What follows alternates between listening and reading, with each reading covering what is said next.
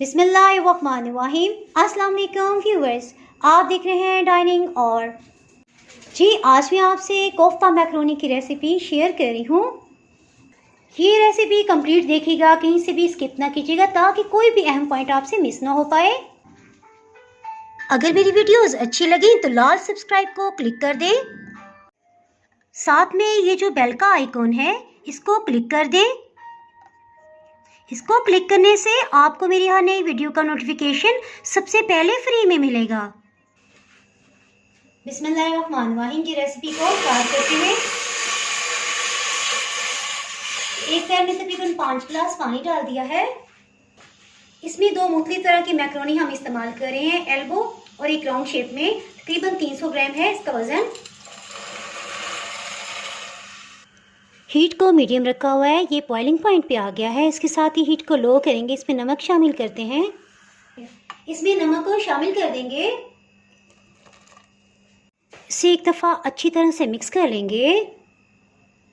नमक इसमें 1.5 टीस्पून 1.5 चाय की चम्मच किया है। इसके साथ इसमें 2 टेबलस्पून कुकिंग ऑयल शामिल कर देंगे। इससे इंशाल्लाह पास्ता बिल्कुल भी नहीं जुड़ेगा। मैक्रोनी को चेक कर लेते हैं। ये देखें बहुत अच्छी तरह नरम हो गया है, तकरीबन 85% है। सो बस इसे ड्रेन कर लेंगे। मैक्रोनी को ड्रेन कर लेते हैं। मैक्रोनी के लिए मसाला तैयार कर लेते हैं। इसके लिए 3 टेबलस्पून कुकिंग ऑयल डाल देंगे। इसमें होममेड कोफ्ते डालेंगे। इसकी रेसिपी ऑलरेडी पहले मैं अपलोड कर चुकी हूँ। अगर आप ये रेसिपी देखना चाहते हैं तो इसका लिंक मैं डिस्क्रिप्शन में दे दूंगी, आप वहाँ से देख सकते हैं। हीट को मीडियम लो रखा हुआ है। इसमें कोफ्तों को शामिल कर देंगे।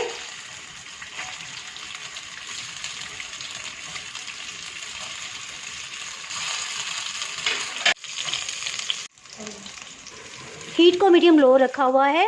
अच्छे से अच्छा सा कलर आने तक भून लेंगे।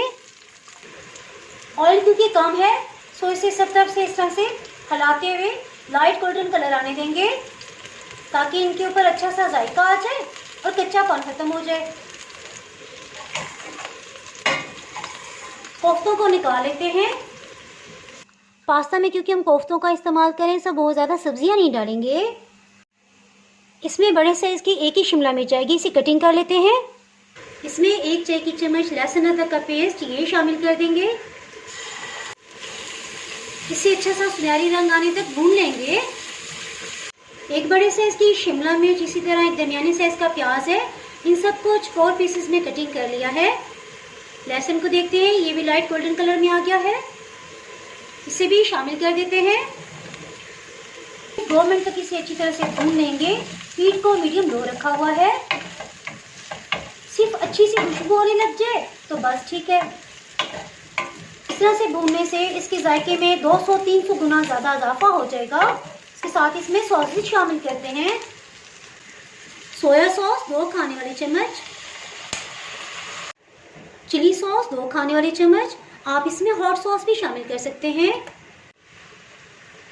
जी। और सबसे लास्ट में सिरका इसमें 1 खाने वाला चम्मच आएगा। इसके साथ इसमें कुछ मसाले शामिल करते हैं। फ्रेश पिसी हुई काली मिर्च पाउडर आधी चाय की चम्मच इसमें जाएगा। इसका बहुत तीखा जायका होता है। मैक्रोनी में जायके के हिसाब से हमने नमक शामिल कर दिया। इसी तरह सॉसेस में भी नमक था, सो नमक बहुत एहतियात से इसमें डालेंगे। सिर्फ 1 चाय की चम्मच का 1/4 हिस्सा इसमें नमक जाएगा। एक दफ़ा इन सबको मिक्सअप करते हैं। इसके साथ ही इसमें केचप भी शामिल कर देंगे। केचप इसमें तकरीबन 4 से 5 टेबलस्पून जाएगा।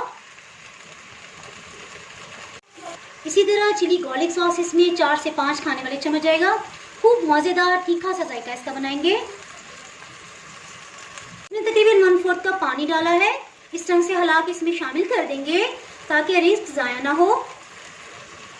इस स्टेज में इसमें कोफ्ते शामिल कर देंगे ताकि इनके अंदर सब फ्लेवर आ जाए। कोफ्ते डालने के बाद हल्के हाथ से इसे हिलाएंगे। सॉसेज और केचप सब खुश्क हो गए हैं। सो इस स्टेज में इसमें मैक्रोनी शामिल करते हैं। मैक्रोनी को बॉयल हुए तकरीबन 10 से 15 मिनट हो चुके हैं। सो एक दफ़ा इसमें पानी डाल लिया था ताकि बिल्कुल खिली खिली सी हो जाए। देखिए इस तरह से हो गई है। तो बस ठीक है, इसे डाल देते हैं इसमें। हल्के हाथ से इसे मिक्स कर लेंगे। अल्हम्दुलिल्लाह बहुत ही टेस्टी लग रही है।